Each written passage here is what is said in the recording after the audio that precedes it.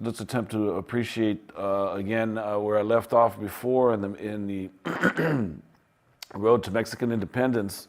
There was an intense political atmosphere in the center, and it left the northern regions abandoned. When we take a look at the politics in central Mexico, it alienated those territories in the north. The politics was characterized by mistrust and self-righteousness, by rancor and political intrigue. So ideological cleavages emerged through branches of what is known as Freemasonry. The Federalists attached themselves to the Yorquinos, which were the York Rite Masons. Centralists attached themselves to the Escoceses, which were the Scottish Rite Masons. Masonic meetings were always held in secret. Their lodges were inviolable. Plots were hatched with little fear of exposure. And this was the stuff of Mexican politics. It's part of the process that will continue throughout the century and into the 20th century.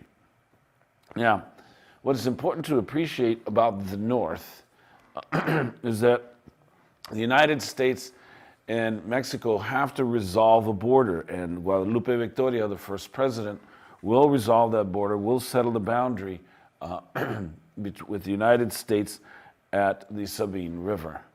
And so what's important is appreciating the introduction to empresario contracts. As I shared with you in the previous presentation, Spain had opened it up. The Spanish were attempting to finally listen to what the Texas Revolt was all about. When you take a look at Texas itself, it is controlled by Comanche and Apache native peoples. They have not given up their sovereignty to the land. And so they are not about to, they are in full resistance mode, and they are most effective at preventing settlement. So the people in Texas are wanting more attention, especially with regards to the settlement pattern. So Spain is going to open up the empresario contracts, but then independence comes. And so Mexico will then continue with the empresario contract. And Stephen F. Austin, the man that you see in the picture on the upper right, becomes the political broker for the empresario contract. He subsequently is going to bring in more colonists into Texas. He became close friends with surrounding Mexican families, especially the Seguin family, who was involved in independence or involved in the independence movement in Texas against Spain. He pledged allegiance to the Mexican government, and he encouraged others to do the same. So a huge rush began, especially by 1827. 12,000 U.S. citizens will pledge allegiance to Mexico, will promise to be Catholic, will conduct official transactions in Spanish, and they will obey Mexican law. But problems do occur when you allow tremendous amounts of foreigners in, and these foreigners, of course, have different intentions. And one of the most important things about the United States is that the United States is interested in expanding westward. And so when an Anglo-American settler named Hayden Edwards decides to circumvent the law, a controversy is going to develop. He will declare an independent Republic of Fredonia. Stephen F. Austin is going to have to put the revolt down. He will be supported by Mexican troops, and the idea is, of course, to maintain law and order all along the border. So this is the second message that central Mexico is going to get concerning the storms brewing in Texas. The first was the Green Flag Revolt. Now we have Hayden Edwards and the Republic of Fredonia. And what these are filibustering expeditions sponsored by the United States, but the United States is not ensuring that it is not in the picture. It is encouraging rebellion, and the idea is that the United States wishes to annex territory all the way to the Rio Grande. Again, Stephen F. Austin is going to have to go and put his own people down, and he will be supported by Mexican troops in maintaining law and order along the border. Now, one of the things that's most important about the problems in Mexican political history, again, because of the intense political atmosphere in the center, there's always intrigue and conniving that occurs. In fact, Iturbide is going to attempt to take or sneak back in. He will sneak back into Mexico, and he will be found out, and he will be executed. And so there goes the leaders of the Mexican independence movements. They're going before the firing squad. The Mexican government in central Mexico is under arms at all times. There is the maintenance of a large standing army. There's over 50,000 men. It proves to be a drain on the treasury. There is corruption at all levels.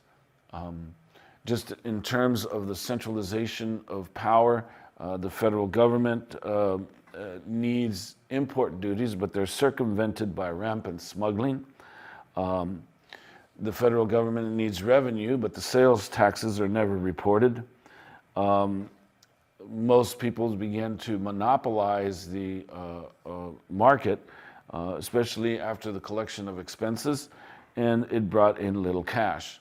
So what's going to happen with regards to all of this, the problems in the political history, is that by 1827, an armed revolt that's going to be led by Vice President Nicolas Bravo, leading the Escoceses, they're going to go after Guadalupe Victoria, but it's going to be put down by Santa Anna and Vicente Guerrero, who are leading the Yorquinos. And so what's happening in central Mexico is leaving the northern territories dismayed at the political backbiting.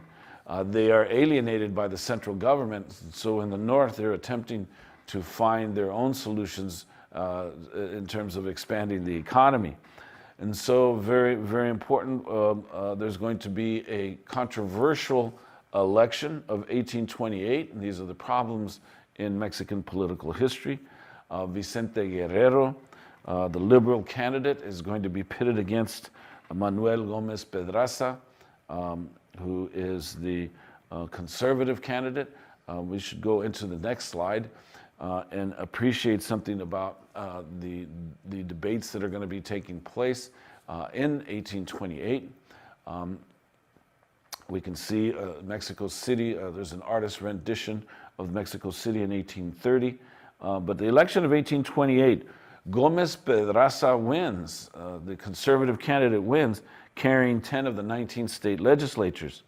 But what's going to happen is the liberals are going to shun the Constitution, claiming that Pedraza used the army to intimidate legislatures.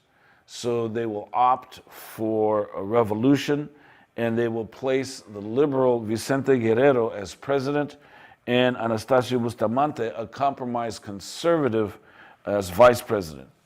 And it is Lopez de Santa Anna is going to lead the revolt, and as a result, he will be rewarded with the highest military rank in the country, the division generalship. And basically, in this particular election, there was a conservative reaction to progressive reform. And as a result, the liberals, in this particular case, Vicente Guerrero, who represents the mestizo mulatto sector. And remember, as I shared with you students, you have to recognize that what Mexico is struggling with is trying to end the system of casta privileges. Again, it began with Iturbide bringing back the gachupin.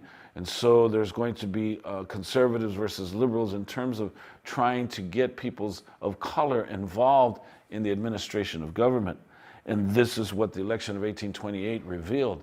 And so for the first time, an Afro-Mestizo is going to lead a country. The second time, an Afro-Mestizo is going to lead a country. The first was Haiti, and now we have the black man who's going to liberate Mexico become president. And his presidency is very, very important because once he assumes the presidency, Guerrero will abolish slavery. And that was his primary goal, in fact, when he acquiesced to Iturbide. Guerrero will ensure that the Mexican independence movement follows through on its commitment to ending the casta system of privileges. And what a better way to make a statement than Mexico abolishing slavery. This is very important because the province of Texas, who had imported Southerners who had came in as immigrants and are establishing themselves in the empresario tradition, the province of Texas, that's politically attached to Coahuila, is going to protest. Will protest the abolishment of slavery. But meanwhile, Spain still doesn't recognize Mexico's independence.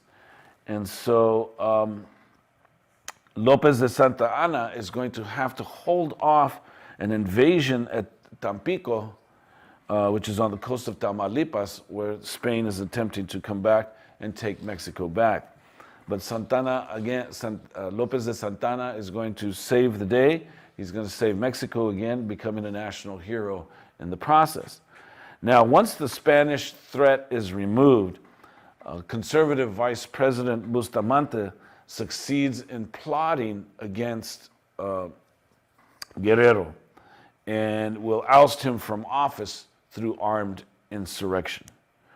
So let's end this particular segment by appreciating and going to a film on the Alamo so we can understand something about the empresario movement and the storms that are brewing in Texas. The story of the Alamo is, in part, a tale of early Americans on the move, pressing beyond the borders of their country and settling in Texas when it was still foreign territory. In 1821, Texas was a province in the nation of Mexico, with the ever-expanding United States right across the border. The Mexicans addressed the situation with a new immigration policy designed to transform dangerous filibustering Americans into loyal, productive Mexican citizens. It was called the impresario system, and cheap, fertile land was the bait. An impresario is a land agent. He's the middleman between the American immigrant and the Mexican government. The sort of person he wants to attract is the hard-working, industrious, God-fearing family man, yeoman farmer, who is going to give his industry to Mexico. The impresarios offered settlers a league of Texas land, more than 4,000 acres, for $30 on credit, no money down. The same spread in the U.S. would have cost $5,000 cash, more than most Americans would see in a lifetime. Mexico offered the average Anglo-American immigrant more opportunity than the land of opportunity itself. In return, Anglo immigrants readily agreed to become citizens of Mexico and adopt Catholicism as their faith. Impresarios also stood to gain. Once the agreed-upon number of colonists had settled, the impresarios were rewarded with sizable land grants of their own, 22,000 acres for each 100 families they brought in. Stephen F. Austin was the first and most successful of the impresarios, bringing some 300 families across the border. This primitive map of his colony was said to be hand-drawn by Austin himself in 1822, at the start of his efforts. He is known today as the Father of Texas. He doesn't come and try to impose his way on the Mexican government, but he tries to learn, how do you operate in this system? How do you make it work to your advantage? And what he was able to do was to forge friendships, genuine friendships with Mexican politicians in a non-threatening manner. In the fertile countryside, the new settlers prospered. Rich harvests of crops and livestock turned once wild territory into thriving communities, where impresarios exercised benevolent leadership over their colonies, in harmony with the government of Mexico. But one of the impresarios, Hayden Edwards, turned to filibustering to break away from Mexico. He declared independence, naming his colony the Republic of Fredonia. Hayden Edwards fully expects his fellow Americans to join him, but successful impresarios like Austin and successful colonists are not going to sit by and watch this bozo filibuster threaten the lives that they've made for themselves, the very successful lives.